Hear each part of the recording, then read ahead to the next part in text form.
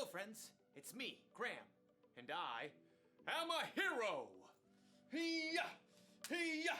Hee-yah! Hee-yah! Uh-oh. Well, okay, I'm not a real hero, but I'm pretending to be one. It's fun to be a hero because heroes have integrity. Integrity is choosing to be truthful in whatever you say and do. And heroes, above everything else, are truthful. Of course, it's also fun to pretend to be the villain. Now you will know the power of the bucket. For I, Buckethead, am your second cousin once removed. No, that's impossible! We look nothing alike! Would I lie to you? Yeah, probably. You're right, I probably would.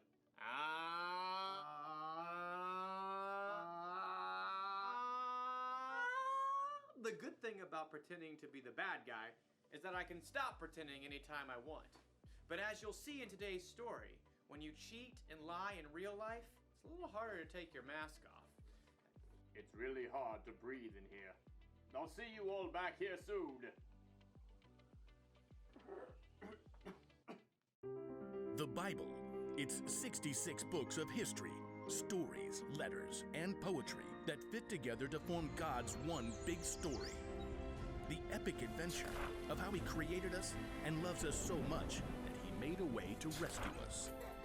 As we travel through the Bible, from Genesis to Revelation, we discover people who met God and found their lives changed forever.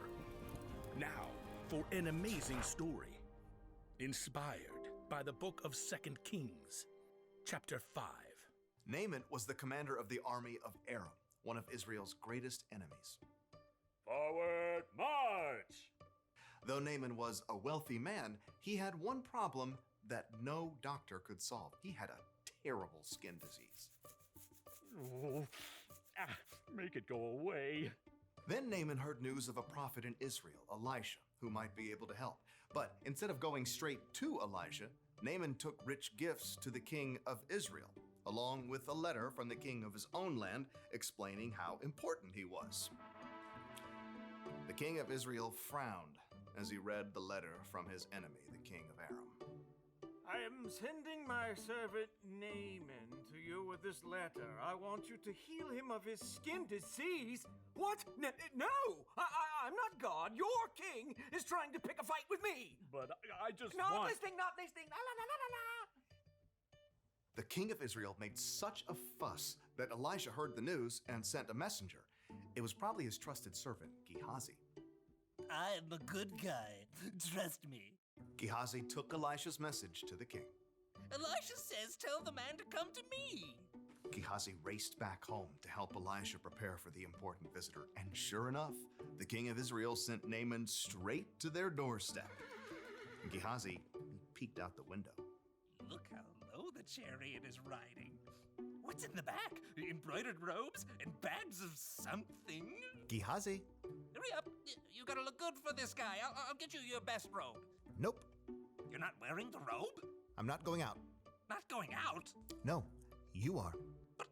My robe? What's wrong with your robe? It's old. It's not even a decent name brand like Melchizedek or Queen Jezebel. Elisha sent his servant out the door with a message for Naaman. Are you the prophet? No. But let me just say that is one excellent chariot. I see you got the golden hubcap. Where's Elisha? He says, go, wash yourself in the Jordan River 7 times. Then your skin will be healed. You will be pure and clean again. I thought Elisha would come out himself. I know, right? Look, can't he just say some words and wave his hand and, make me better? That's what I was thinking too. And the Jordan River? I mean, it's full of muck and tadpoles and... forget it. Naaman tore off, angry, but his servants convinced him to follow Elisha's instructions. Naaman dipped 7 times in the murky Jordan River, and when he rose from the water on his 7th time... What? His skin was perfectly clean. He was healed. Unbelievable. Naaman raced back to Elisha's home. This time, the prophet came outside along with Gehazi. Naaman marveled at his unmarked arms and hands. Now I know that there is no God anywhere except in Israel. Please take a gift from me. Gehazi inched closer to the chariot. He could see the richly colored robes hanging over the bags of gold and silver. Is that a genuine Melchizedek robe? Uh-huh, the real deal. Just have your servants unload around back and I'll... Nope. I serve the Lord. You can be sure that he lives. And you can be just as sure that I won't accept a gift from you. What? Please, I'm begging you. He's begging you, Elisha.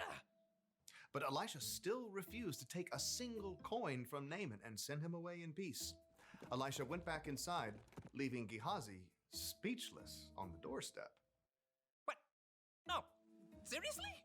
Gehazi could still see the dust kicked up by the horse's hooves. Elijah should have taken something.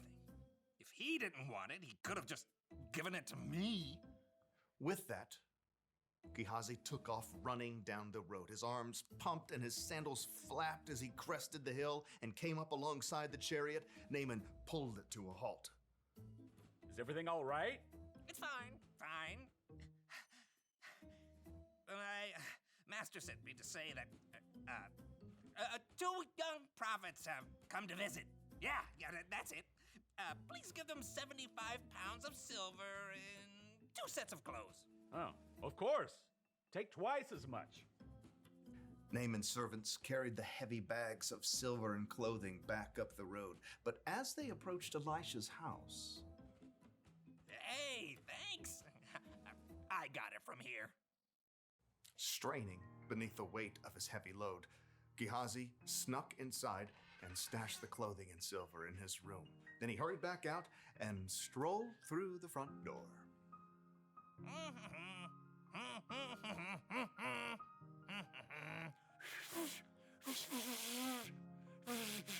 Can't whistle.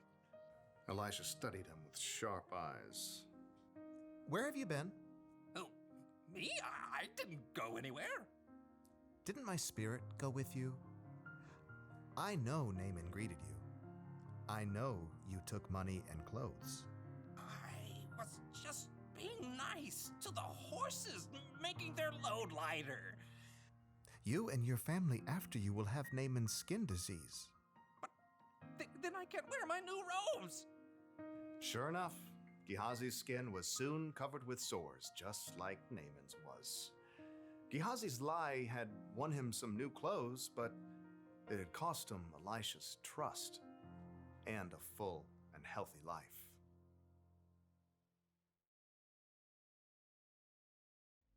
Elisha's servant Gehazi told some lies, didn't he? He lied to himself, saying he needed more stuff than he already had. He lied to Naaman to get the stuff. Then he lied to Elisha about all of it.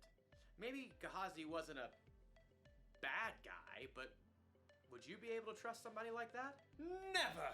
What if someone lied to you? What if they said they were going to keep a secret, but they let it slip out? Or if they said they'd do one thing, but then did something else instead?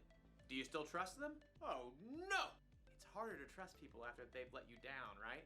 Correct! It works the same way when we're the ones who tell the lie or don't do what we say we'll do. It can make us come across as the villain. So here's the one very important thing to remember.